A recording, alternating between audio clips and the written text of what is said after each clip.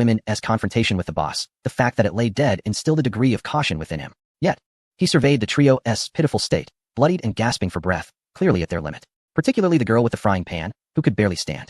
I was wondering what the commotion was about, and it seems someone actually managed to defeat this boss, the bald man said with a forced smile.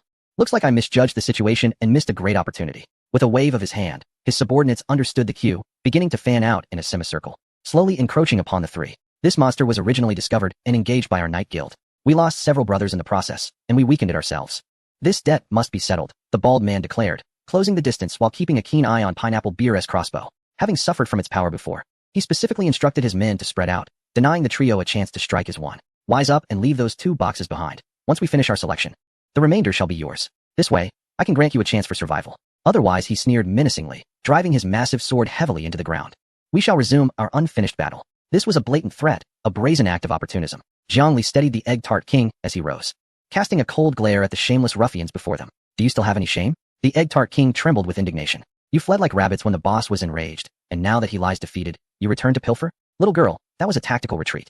I merely went to locate our scattered guild members. Our guild boasts over 100 members. If I called them all, you wouldn't stand a chance. The bald man scoffed disdainfully. Besides, your current state is surely not at its best, while we have fully recuperated. Indeed.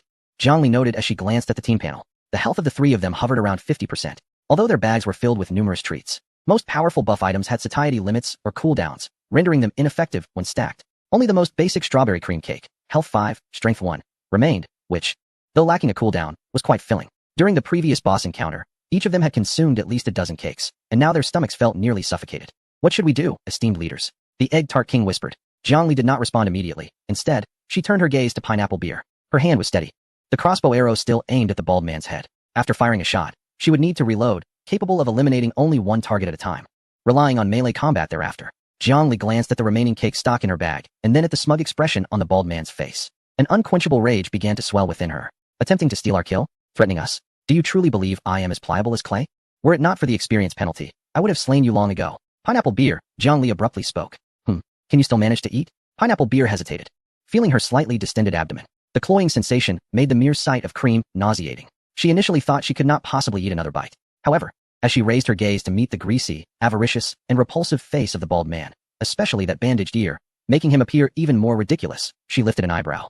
Understanding Jiang Li's intent, a wicked smile gradually crept across her face. I wasn't hungry before, she remarked casually, but faced with that bald head, I find I might not be quite so averse after all. Jiang Li also smiled, a cold and fierce grin. Excellent. She suddenly pivoted and shouted, Egg tart.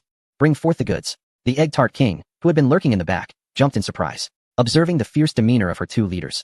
Her once fearful heart ignited with fervor. Received, she bellowed, and like a magician, she began to frantically wave her hands. Whoosh, whoosh, whoosh. Once again, several slices of strawberry cream cake flew towards Jiang Li and Pineapple Beer like a torrential downpour. Eat, devour it all.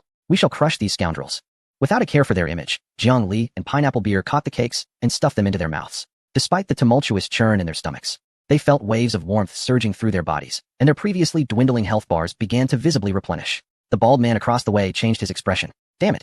They're regenerating health. Quick, attack. Brothers, bring them down. Chapter 30. Bountiful harvest. At the bald man's urging, his subordinates surrounded them, wielding an assortment of weapons, while he cowered behind his loyal henchmen.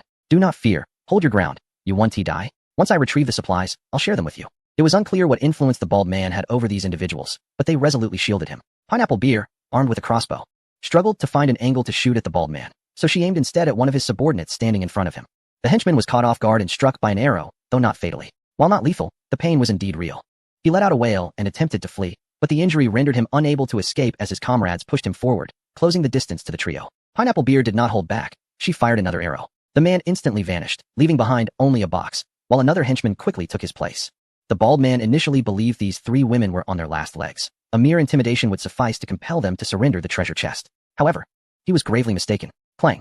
Just as they presumed Pineapple Beer was the primary threat, and that by closing the distance they could easily subdue them, the seemingly inconspicuous Jiang Li suddenly struck. She dashed forward, her dual axes trailing after images, and with her first blow, she effortlessly knocked a long sword from a henchman's grasp. In a swift motion, she pivoted, her left axe sweeping horizontally, the blade precisely slicing through the unsuspecting neck of her opponent. A flash of white light erupted. The player scarcely had time to scream before being teleported out of the game. Jiang Li swiftly breached their defenses, advancing toward the bald man. As the bald man raised his great sword to meet Jiang Li's axe, terror gripped him. Is this a low health status? He was struck with dread. Her power was more ferocious than when battling the boss. Whoosh, whoosh. Before he could react, 2 arrows imbued with the essence of death grazed his scalp, accurately piercing the 2 henchmen attempting to flank them from behind. Pineapple Beer remained stationary, reloading her crossbow. It's too dangerous. Retreat. Quickly. The bald man finally realized he had encountered an insurmountable obstacle. He turned to flee. However, Zhongli would not grant him a second chance to escape. Trying to run? Have you consulted my axe first? Zhongli observed the frantic figure retreating, a cold smile curling at the corners of her mouth. She abruptly halted, raising her right hand high, channeling all her strength into her arm. Here I come. The Riftwind dual axes flew from his grasp.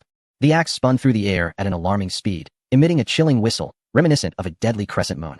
With a sharp thud, the flying axe struck the bald man's back with pinpoint accuracy, the tremendous impact launching him against the wall with great force. A piercing scream escaped his lips as his health was instantaneously depleted. Before dissipating into a wisp of white light, his contorted face radiated malice. Locking eyes with Zhang Li as he bellowed, "You will pay? The Night Guild will not spare you. Upon returning to the snowy plains, I will ensure your demise."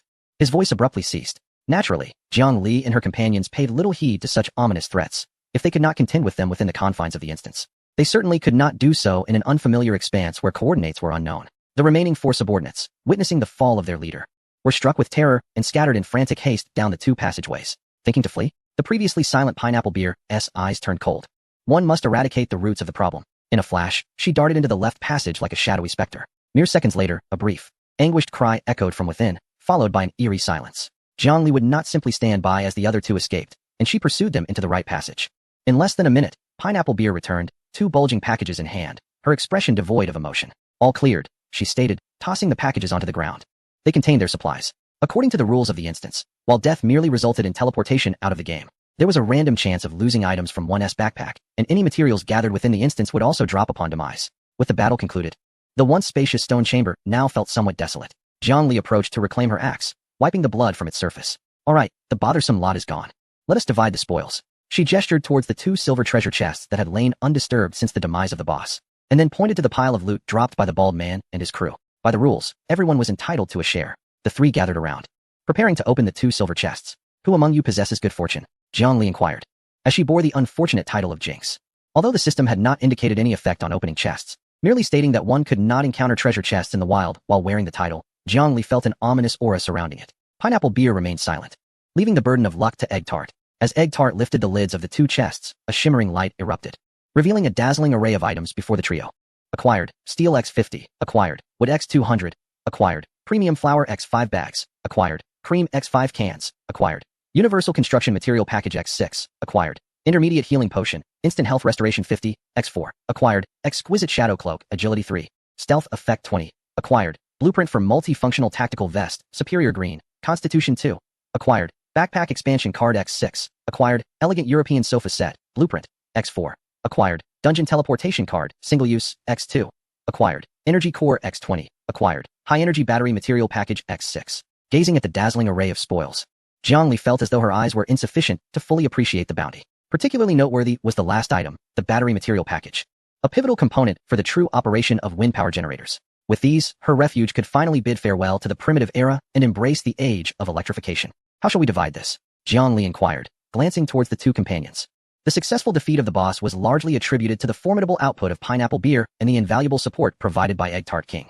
One could hardly claim that either was dispensable. Pineapple Beer cast a brief glance over the collected items, her gaze lingering only for a fleeting moment on the shadow cloak. I desire the cloak, she proclaimed in a cool tone. I have no interest in the other materials or blueprints. Crafting is too cumbersome, and I lack the patience for it. As for the potions, 2 bottles will suffice. With that, she donned the cloak, which seamlessly melded with her attire, rendering her presence even more enigmatic. Is that all you want? Zhang Li asked, somewhat taken aback. It was common knowledge that those materials and energy cores were of immense value, especially the blueprint for the multifunctional tactical vest, which could be crafted indefinitely, a treasure that would fetch a handsome profit if sold. Enough, Pineapple Beer replied nonchalantly. I have no need for those. Zhang Li then turned her attention to Egg Tart King, who was drooling over the bags of premium flour, her eyes wide with desire. I want the flour, and may I have the sofa blueprint as well? I'd like to craft a softer sofa, she said shyly, pointing to the seemingly non-combat enhancing furniture blueprint.